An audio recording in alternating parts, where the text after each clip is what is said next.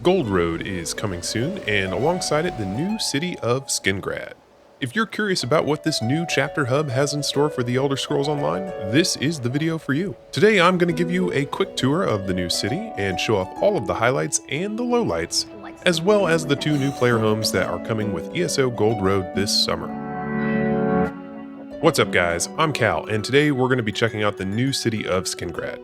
ESO's 2024 chapter is bringing the usual with new storylines, delves, dungeons, armor sets, mythics, skill styling, and of course the all-new scribing system. But as regular viewers already know, I like to focus on what really matters: housing, furnishings, and city planning. That's right, once again I've been exploring our new hub city, and it is hands down my favorite city in the game to date. So here are some of the best things about Skingrad in ESO and why I think many players out there will likely be making it their new home for crafting, daily writs, and socializing. Alright, I'm not going to bury the lead here. Skingrad has the best daily writ setup in the game. The writ boards are next to the crafting stations, which in turn are next to the turn-in. If you can get by without a visit to the bank or stable master, then this will be the quickest daily writ town in the game. Even if you do need the bank, it's still going to be pretty competitive with both Leowyn and Vivec City because the crafting area is just that optimized. And the bank isn't that far away, right next to the Wayshrine. Your mileage may vary, of course, especially if you have longer load times, but for me, passing through a doorway to an interior space in a city is nearly instantaneous.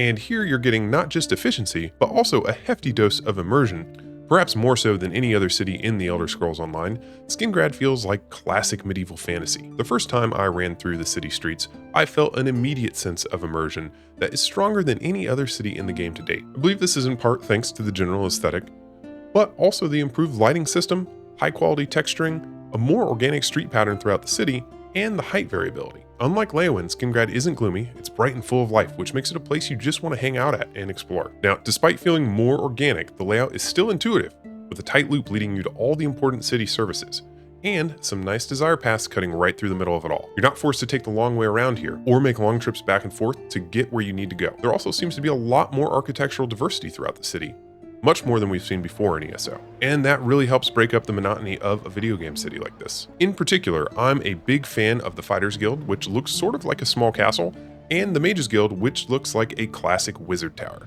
It is a real shame that the interiors don't match up perfectly with the exteriors, because I would have loved to have access to a balcony at the top floor of the Mages Guild to get a look at the city from above.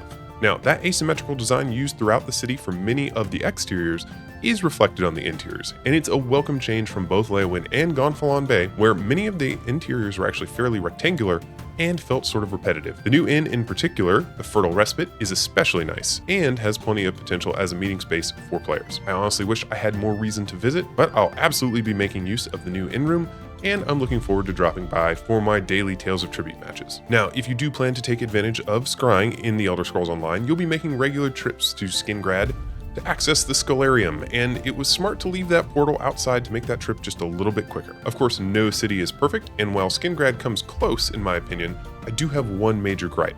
I don't know why the developers have started doing this again, but the Stable Master is back outside the city walls like Necrom. This is a pretty massive downgrade from Gonfalon Bay for newer players, and it feels so intentional that I'd love to know why. I also still miss the days when our hub cities were connected to the actual zone in the real world and not separated by a loading screen. Alright, let's talk about those new houses. Rosewine Retreat is the new inn room and easily one of the best in the game. It is massive with extremely polished textures and a nice symmetry to it. If you're not a fan of the aesthetic, it should be fairly easy to convert to whatever style you prefer, but this is a pretty beautiful room. My biggest complaint here is that it's just an inn room. That's not unexpected given that we typically do get a new inn room with each new chapter, but at this point the inn rooms are literally larger than the 3 existing apartments in the game, square footage wise anyway, and that makes that 30 furnishing limit painful. So my one question to Zos: why can't this just be an apartment? Can we not have a new apartment? Is that not allowed?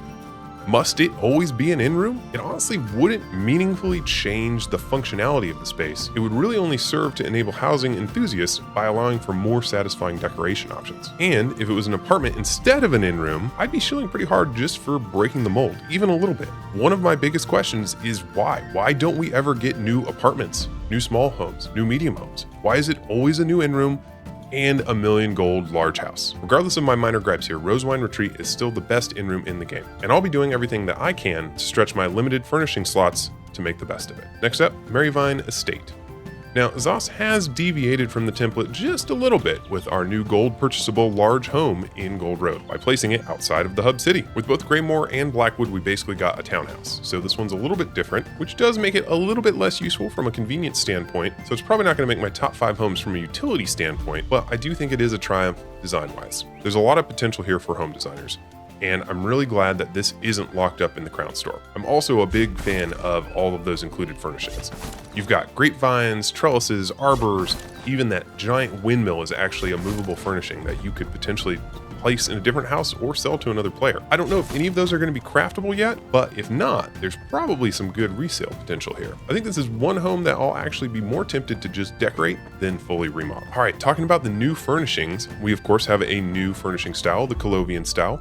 It's used throughout Skingrad, and it is another riff on the Imperial styles that we've seen before, with some similarities to the Leowen style. The stalwart Hearthgood shop serves as a fairly good showroom, with many of the craftable pieces on display. When it comes to the achievement furnishings though, I am very excited for the overgrown lamppost, which is going to be great for those wood elf garden designs.